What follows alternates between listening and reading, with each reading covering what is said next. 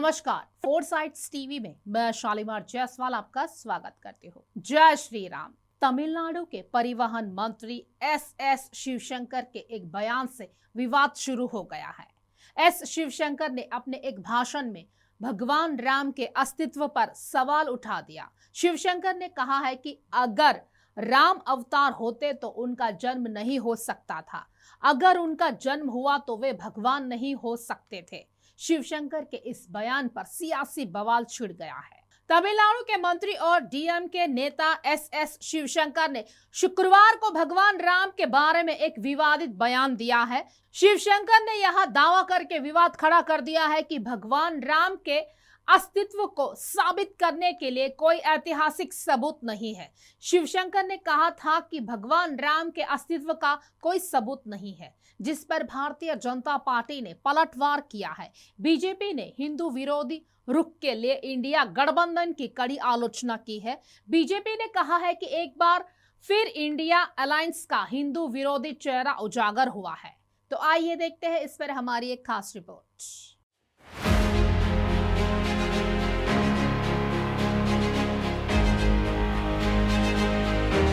BJP ने कहा है कि इंडिया गठबंधन का एक ही ध्येय वाक्य है, हिंदू को दो गाली मिलेगी वोट बैंक की ताली। हाल ही में राहुल गांधी ने कहा था कि हिंदू हिंसा है।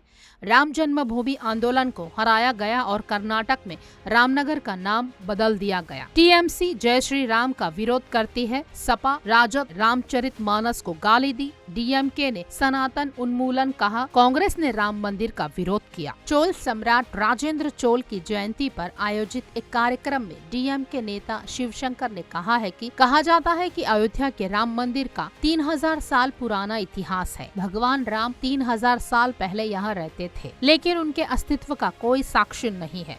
शिवशंकर ने कहा, अगर राम अवतार होते तो उनका जन्म नहीं हो सकता था, अगर उनका जन्म हुआ तो वे भगवान नहीं हो सकते थे। हमारे पास भगवान राम के इतिहास को खोजने के लिए कोई प्रमाण नहीं है। शिवशंकर के बयान पर तमिलनाडु बीजेपी के अध्यक्ष अन्नामलाई ने कहा है कि डीएमके में राम के प्रति अचानक बना जुनून देखने लायक है। डीएमके के लोग बहुत जल्दी भूल जाते हैं। डीएमके ने ही चोल राजवंश की सेंगोल स्थापित करने के लिए हमारे प्रधानमंत्री मोदी का विरोध किया था। शिवशंकर को भगवान राम के बारे में कुछ जानकारी हासिल करनी चाहिए। यह पहली बार नहीं है जब डीएमके के किसी नेता ने हिंदू धर्म पर इस तरह की अपमानजनक टिप्पणी की हो। इससे पहले भी कई नेता ऐसा कर चुके हैं। पिछले साल तमिलनाडु के सीएम एमके स्टालिन के बेटे उदयनिधि स्टालिन ने सनातन धर्म की तुलना डेंगू और मलेरिया से की थी। उदयनिधि ने कहा था कि हिंदू धर्म को मिटा दिया जाना चाहिए।